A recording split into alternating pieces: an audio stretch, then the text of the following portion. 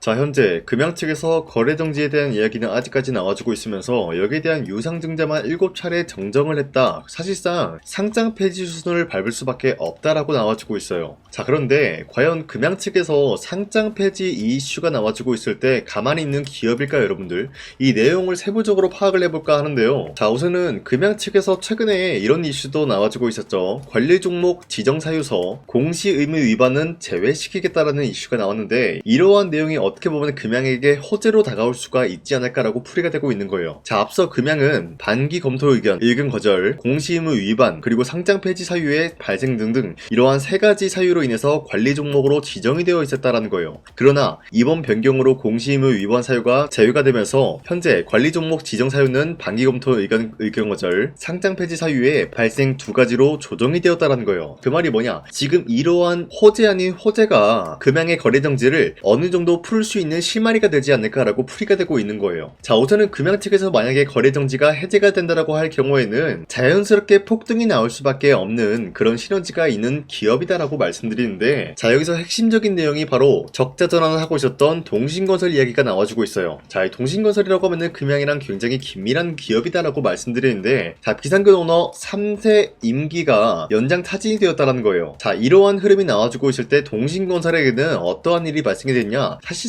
금양이랑 비슷한 기업으로 전략이 되고 있다는 거예요. 자, 그러면은 동신건설 측에서는 사실상 지금으로서 가장 필요한 게 금양과 같이 마찬가지로 자금 확보에 돌입이 되는 게 우선시할 수밖에 없다라는 거예요. 자, 이런 이슈가 나와주고 있을 때 금양 측에서 동신건설과 다시 한번 재합의를 하겠다라는 결의가 나와주고 있으면서 동신건설 측에서는 이러한 내용을 당연히 수용할 수밖에 없는 적극 검토 이야기가 나와주고 있다라는 거예요. 자, 그러면은 어떤 일이 발생이 되냐? 금양 측에서는 현재로서 동신건설에게 미수금을 납부를 할 수가 없어요. 그쵸? 하지만 동신건설은 이걸 알고 있어요. 만약에 기념공장이 준공이 완료가 된다라고 할 경우에는 금양 측에서는 그동안 계약권을 많이 따는 게 있었기 때문에 막대한 자금이 들어올 수 있는 거를 동신건설 측에서는 알고 있다라는 거예요. 자, 그러면은 동신건설에는 현재로서 약 400억이라는 미수금을 당장에는 받지 못하더라도 기장 공장을 준공 완료시켜준다라고 할 경우에는 400억 규모의 금액을 받아낼 수가 있다라는 건데, 자, 이것만 하더라도 동신건설에는 그렇게 큰 메리트가 없을 수가 있다라는 거예요. 자, 그러면은 금양이 지금 재합의를 결의하겠다라는 이슈가 나와주고 있을 때 어떤 일이 발생될 수가 있냐? 400억이라는 미수금을 그동안 지급을 못했지만 만약에 기장 공장이 준공 완료가 된다라고 할 경우에는 400억이 아니라 10% 이상 비율의 추가적인 금액을 동신건설에게 납부를 해주겠다, 뭐 이런 이야기가 나와줄 수가 있다라는 거예요. 자, 그러면은 동신건설 측에서는 당연히 거절을 할 이유가 없다라고 풀이가 되고 있으면서, 자, 이런 식으로 동신건설과 금양 측의 재합의 이야기가 나와줄 수가 있다라고 말씀드리면서 사실상 MOU를 체결하는 것과 비슷한 시너지가 나와줄 수가 있다라는 거예요. 자, 그렇기 때문에 지금까지 이러한 내용을 파악을 해본 결과 현재로서는 거래 정지를 당한 모습이지만 금양에게는 아직까지 희망이 존재한다라고 풀이가 되고 있습니다. 자, 그리고 최근에 코스피가 6,300원대까지 찍어주고 있었던 모습이었지만 그 이후로 갑작스럽게 하락세가 나와주고 있었다는 거예요. 최근에 이스라엘과 미국의 갈등 악화가 고조가 되고 있으면서 여기에 대한 악재 영향으로 인해서 이러한 하락세를 보여주고 있었다는 거예요. 자, 하지만 당장에 다시 한번 반등이 나올 수밖에 없는 흐름이 어떤 것이었냐? 이러한 하락세는 기본적으로 주주들 심리가 악화가 되면서 과매도하는 구간이 나올 수밖에 없었다는 거예요. 자, 그렇기 때문에 이러한 상황 속에서 많은 분들이 잘못된 종목을 공략을 한다라고 할 경우에는 수익을 본다라기보다는 손실을 볼 위험이 있다라고 말씀드리겠습니다. 자, 그렇기 때문에 여러분들 더 이상 아무런 종목 공략하시고 손실 보지 마시라고 저 강산이가 종가 베팅을 통해서 하루에 3가지 종목씩 종목 선정을 도와드리고 있는데, 보신 바와 같이 2시 6분에서 8분 사이에 3가지 종목을 선정해 드리고 있었어요. 이때 여러분들한테 이 종목들을 공략해 드리고 있었던 이유가 종가 베팅이라고 적혀 있는 만큼 종가에 이 종목들을 공략하시고 다음날 자율적으로 매도하라고 말씀드리고 있는 겁니다. 자, 그로 인해서 첫 번째 한미반도체 같은 경우는 현재로서 배당금 최대 규모 지급을 해주겠다라는 소식이 나와주면서 여기에 대한 매수세가 강력하게 투입이 될 수밖에 없는 모습이 나왔었고요. 자, 그리고 두 번째 하나시스템 같은 경우도 국방 반도체 국산화 과속화 일정이 이뤄지면서 여기에 대한 매수세가 유입이 될 수밖에 없었는데, 기본적으로 국방 반도체랑 하나시스템은 어떤 연관이 있냐? 기본적으로 하나시스템이라고 하면은 방산 관련주다라고 말씀드렸습니다. 말씀드리는데, 이러한 방산의 반도체 투입이 되면서 여기에 대한 기대감을 불러올 수밖에 없었다라고 말씀드려요. 자, 그리고 마지막으로 LIG 넥스원 같은 경우는 함대공 유도탄, 여기에 대한 조립 점검장 준공 소식이 나와주면서 사업적인 영역에 대해서 이제부터 분주하게 움직일 수밖에 없는 흐름을 확보했습니다. 자, 이렇게 말씀드리면 여러분들이 헷갈릴 수가 있기 때문에, 첫 번째 한미반도체 같은 경우는 최근에 갑작스러운 하락세를 보유하고 있었지만 당장의 어제와 오늘 같은 경우는 상승세가 나와주고 있었다는 거예요. 자, 그렇기 때문에 현재로서는 3월 5일 고점 18%까지 찍어주고 있었던 모습이고요. 종가 17% 상승 마감이 되었다는 거예요.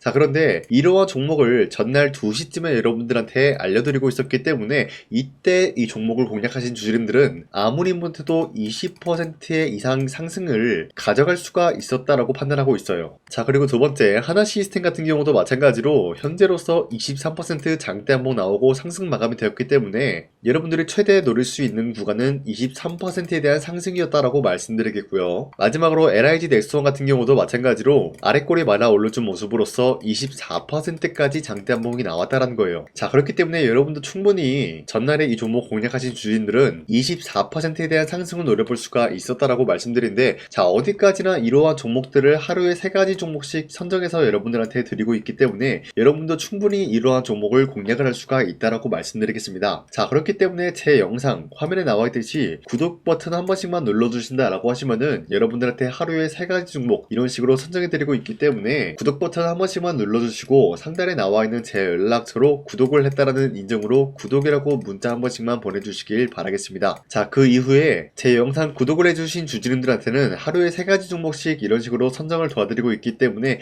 우리 함께 이러한 종목들을 선정해 나갔으면 좋겠습니다. 우선 제 영상에 구독과 좋아요 이거 한 번씩만 눌러주시길 바라겠고요. 지금까지 제 영상을 끝까지 시청해주신 우리 주주님들한테 제가 한 가지 선물을 드리고 싶어서 말씀드리겠습니다. 자, 우선은 그 선물을 드리기 전에 제가 여러분들한테 그동안 어떤 종목들을 공략을 해드렸는지 잠깐 말씀드릴까 하는데요. 제가 여러분들한테 2024년도 11월 4일 이때 하나오션 27,000원 라인 때 추천해드린 거 아시는 분들은 아시는데요. 자, 이러한 내용을 여러분들한테 문자받아 사이트를 통해서 대량으로 문자를 발송했었던 내역이 그대로 남아있어요. 자, 보신 바와 같이 2024년도 11월 4일 오전 8시 28분에 장 시작하기 전에 여러분들한테 하나오션은 강산이 상반기 히든 종목으로서 무조건 공략을 해야 되는 종목이다 라고 말씀드렸어요. 자, 이때 매수가 27,000원 라인대를 잡아드리고 있었던 이유가 이때 당시 미국의 군함 대규모 발주 소식과 트럼프가 동맹국을 이용할 것을 예고하고 있으면서 한국 조선기업은 큰 수혜를 입으면서 주도 섹터로 전환이 될 수가 있는 흐름이다 라고 말씀드렸는데, 자, 이때 보신 바와 같이 발신번호 상단에 나와 있는 제 연락처랑 일치한 모습을 확인할 수가 있습니다. 자, 이 번호를 지금까지 쓰고 있는데 이때 당시 문자가 423건 발생하면서 우리 구독자 423분 이분들은 하나오션 매수가 27,000원 라인을 공략을 해야 된다라는 문자를 받아오셨을 거예요. 자, 이뿐만이 아니라 두 번째 이슈페타시스 같은 경우도 마찬가지로 2024년도 12월 12일 21,000원대 라인을 공략을 해야 된다라고 말씀드렸는데, 자, 보시면 이때 종목 선정을 해드리고 있었던 이유가, 자, 이때는 좀 재밌었어요. 유상증자를 통해서 이슈페타시스가 제2호 회사를 인수하려고 하는 목적이 나왔는데, 자, 어디까지나 제2호 회사를 인수하는 게 이슈페타시스에게는 큰 악재가 될 수밖에 없었어요. 그 이유가 뭐냐? 바로 주주들 돈으로 PCB기판에서 2차 전지 산업을 진행을 하겠다라는 의지가 나왔었기 때문에 주주들의 반발이 심할 수밖에 없는 상황이었죠. 자, 그런데 금가번으로 인해서 유상증자가 불발이 되고 있었어요. 자, 이러한 상황이 지속이 된다라고 할 경우에는 결국에 이슈페타시스는 어떻게 되냐? 제2호 회사에 대한 인수 포기가 나올 수밖에 없었다라는 거예요. 그 말이 뭐죠? 주가 회복이 될 수밖에 없는 전망이 보여주고 있었기 때문에 여러분들한테 저점 구간인 2만원 라인대를 공략을 해야 된다라고 말씀드렸습니다. 자, 이때 보시면은 문자 723건 발생한 모습이 나왔었고요. 우리 구독자 723분 이분들은 이슈페타시스 저점을 잡을 수 있는 기회가 주어졌다는 거예요. 자, 그리고 마지막으로 부산노빌리티 같은 경우도 마찬가지로 2024년도 12월 27일 18,000원 라인대 여러분들한테 추천해드렸었는데, 자, 이때 이 종목을 추천했었던 이유가 전 세계적으로 원전에 대한 수요가 증가가 되고 있고 북미와 유럽 여기에 대한 진출 기대감이 있었기 때문에 매수세가 유입이 될 수밖에 없는 전망이 나와주고 있었고 주도 섹터까지 노려볼 수 있는 흐름을 갖췄다라는 거예요. 자, 그로 인해서 여러분들한테 두산노빌리티 18,000원 라인대 잡아드리면서 우리 구독자 921분 이분들만큼은 이 종목을 공략을 할 수가 있게 도움을 드리고 있었다라는 거예요. 자, 마찬가지로 12월 27일 장 시작하고 난 이후로부터 여러분들한테 선정을 도와드리고 있었고 상단에 나와 있는 제 제 연락처 그대로 일치한 모습을 확인할 수가 있었습니다. 자, 이런 식으로 여러분들한테 2024년도에는 세 가지 종목들을 공략을 도와드리고 있었습니다. 하나오션 먼저 보여드리자면요, 24년도 11월 달이면은 대략적으로 이 지점이 되겠습니다. 이때 여러분들한테 27,000원 라인대 잡아드린 모습으로서 저점을 다지고 있을 때 여러분들한테 공략을 해드린 모습 확인할 수가 있었습니다. 자, 그런데 이 지점까지 지금 봤을 때 거의 10배 가까운 상승이 나왔는데, 지금까지 이 종목을 들고 있는 주주님들은 저 강산이가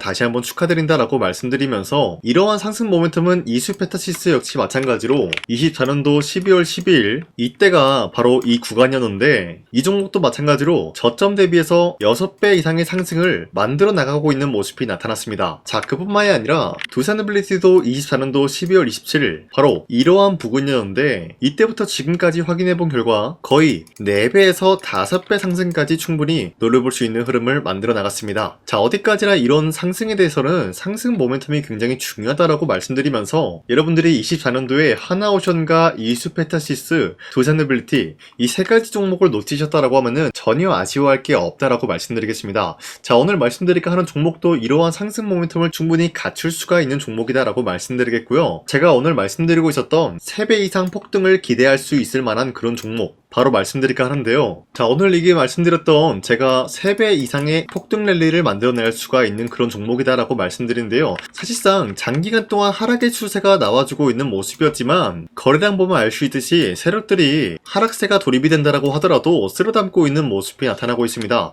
자, 그 결과 현재로서 다시 한번 이러한 반등 포지션이 나와주고 있는 모습인데요. 여기에 대해서 우리가 가장 눈여겨봐야 될 흐름이 어떤 것이냐면은 수급 현황이다라는 거예요. 현재 외인과 기관들은 지금 이러한 지점 쓸어담고 있는 모습이 나와주고 있고, 반등 구간이든 하락세든 아랑곳하지 않고 쓸어담고 있는 모습이 나와주고 있어요. 자, 어떻게 보면 이러한 구간이 매집 구간이다라고 말씀드릴 수가 있는데요. 이 종목이 어떤 종목인지 분석을 해본 결과 굉장히 충격적인 결과가 나왔다라는 거예요. 바로 현대차와 테슬라 같은 경우가 로봇 산업에 대해서 경쟁을 하는 구도가 나와주고 있습니다. 보신 바와 같이 현재로서는 현대차의 아틀라스 그리고 테슬라의 옵티머스 같은 경우가 각자의 기술성이 전 세계적으로 인정받고 있는 모습이 나와주고 있는데, 테슬라는 어디까지나 로봇 섹터가 두 번째 기획이었죠. 자, 첫 번째는 기본적으로 전기차였고요. 두 번째는 로봇, 그리고 마지막으로 스페이스 항공 관련되어 가지고 단계별로 성장성이 뚜렷한 모습을 연출하고 있어요. 자, 그런데 이러한 상황 속에서 현대차가 로봇 관련되어서 기술력을 뽐내고 있다는 것은 테슬라가 이를 견제하기 위해서 어떤 것을 만들어낼 것이냐, 당연히 로봇에 대한 시장 선점을 위해 나서기 위해서 분주하게 움직일 수밖에 없는 상황이 나타난 거예요. 자, 그러면 기본적으로 어떤 일이 발생이 되냐, 로봇에 대한 수요는 증가가 될 수밖에 없는 상황이다라는 거예요. 자, 그러면은 로봇의 수요가 증가가 된다라는 거는 기본적으로 로봇에 들어가는 부품 같은 경우도 수요가 증가될 수밖에 없는 상황이 나타난 것이죠. 자, 그런데 로봇에는 액추에이터 등등 굉장히 많은 부품이 들어가는데, 그러한 부품들 중에서 우리가 한 가지 종목을 선정을 한다라고 할 경우에는 막대한 상승세를 노려볼 수 있는 기회까지 주어진다는 거예요. 자, 그런데 이러한 로봇 산업에 들어가고 있는 메모리 기술이 바로 LPDDR5다라는 건데, 이러한 기술력을 쉽게 말씀드려서 정보를 처리할 수 있는 능력을 갖추고 있는 것이 바로 LPDDR5다라는 거예요. 자, 앞서 말씀드렸다시피 로봇에 대한 수요가 증가가 된다라고 하면은 기본적으로 부품 같은 경우도 수요가 증가가 된다라고 말씀드렸는데, 현재로서 DDR5 같은 이런 메모리 카드가 수요가 폭증이 됨으로써 가격 또한 마찬가지로 폭증이 되고 있다는 거예요. 자, 실질적으로 8만원에서 10만원대 하던 메모리 카드 같은 경우도 현재로서는 수요 폭증에 따라서 40만원에서 50만원까지 가격적인 부분이 4배에서 5배나 상승이 되고 있는 모습이 나타나고 있다는 거예요. 자, 그러면은 사실상 메모리 관련된 종목을 지금 매수한다라고 할 경우에는 이미 고점에서 매수한 거나 다름없기 때문에 DDR 관련된 종목을 지금에서 공략하기는 굉장히 버겁다라는 거예요. 자, 하지만 로봇에 들어가는 것은 기본적으로 LPDDR5만 있는 게 아니라 2170 배터리도 대량으로 탑재가 될 수밖에 없다라는 거예요. 자, 그런데 지금 상황에서 우리가 2170 배터리 관련주를 잡기에는 너무나 많은 종목이 있다라는 거예요. 자, 하지만 그럼에도 불구하고 우리가 21700 배터리 관련주를 반드시 공략을 해야 되는 이유가 뭐냐면요. 바로 테슬라의 로봇 관련주는 지금 일론 머스크가 계획을 하고자 하는 방향성의 두 번째 섹터라는 거예요. 자, 그리고 앞서 말씀드렸다시피 일론 머스크의 마지막 계획은 바로 우주 스페이스, 우주항공 관련된 기술력을 보유를 하는 것이 목적이다라는 거죠. 자, 그런데 스페이스X에 투입이 되고 있는 것이 바로 21700 배터리이기 때문에 2170 배터리의 수요는 앞으로도 점차 증가가 될 수밖에 없는 상황이기 때문에 우리가 2026년도 반드시 잡아야 될 종목은 2170 배터리다라고 말씀드리겠습니다. 자, 그런데 기본적으로 2170 배터리 관련주를 아무 종목이나 공략을 하는 것이 아니라 국내 소부장 기업들 중에서 테슬라의 2170 배터리를 만들기 위해서 필수한 기술력을 납품을 해주는 기업이 있다는 거예요. 자, 그런데 이러한 기업의 성장성은 앞으로도 분명히 뚜렷할 수밖에 없는 게 앞서 말씀드렸다시피 전기차에도 들어가고 있고 로봇 섹터에도 들어갈 수밖에 없는 흐름 만들어냈다라는 거예요. 자, 그뿐만이 아니라 스페이스라는 막대한 사업에도 투입이 될 수밖에 없는 흐름이다라고 말씀드린 만큼 우리가 국내 이 기업을 반드시 공략을 하게 될 경우에는 막대한 상승세를 노려볼 수가 있다라고 말씀드리겠습니다. 자, 이러한 구조가 있었기 때문에 여러분들한테 이렇게 말씀을 드리고 있는 것인데 현재 이러한 구간에서는 외인과 기관들이 쓸어담고 있는 모습이 나와지고 있었고 그동안 주가가 하락세가 돌입이 되더라도 계속해서 거래량이 발생이 되면서 매수세가 들어와주고 있었다라는 거예요. 자, 기만하지 않겠습니다. 이 히든 종목을 여러분들이 꼭 받아보고 싶다라고 하시는 분들은 상단에 나와 있는 제 연락처로 구독이라고만 문자 한 번씩만 보내주시면요. 제가 선착순 1000명한테만 이 하나오션 그리고 이 스페타시스 두산어빌리티 여러분들한테 증명을 해드리고 있었던 것처럼 이 1000분한테만 이 종목명이 뭔지 여러분들한테 문자로 발송해드리겠습니다. 지금까지 제 영상 끝까지 시청해주신 저 강산의 찐 구독자님들 이분들한테만 이렇게 히든 종목을 선물해드리고 싶어가지고 준비한 거니까요. 반드시 구독이라고 문자 보내주시길 바라겠습니다. 이게 날마다 오는 종목이 아니기 때문에 지금 여러분들이 저한테 문자 안 보내주시고 그때 가서 후회하지 마시고요. 선착순으로 1000명이기 때문에 지금 빠르게 상단에 나와 있는 제 연락처로 구독이라고 문자 한 통씩만 남겨주시길 바라겠습니다. 자, 지금까지 제 영상 끝까지 시청해주신 우리 주주님들 다시 한번 감사드린다 라고 말씀드리면서 영상 마무리하도록 하겠습니다. 자, 지금까지 강산이었습니다. 다음 시간에 뵐게요.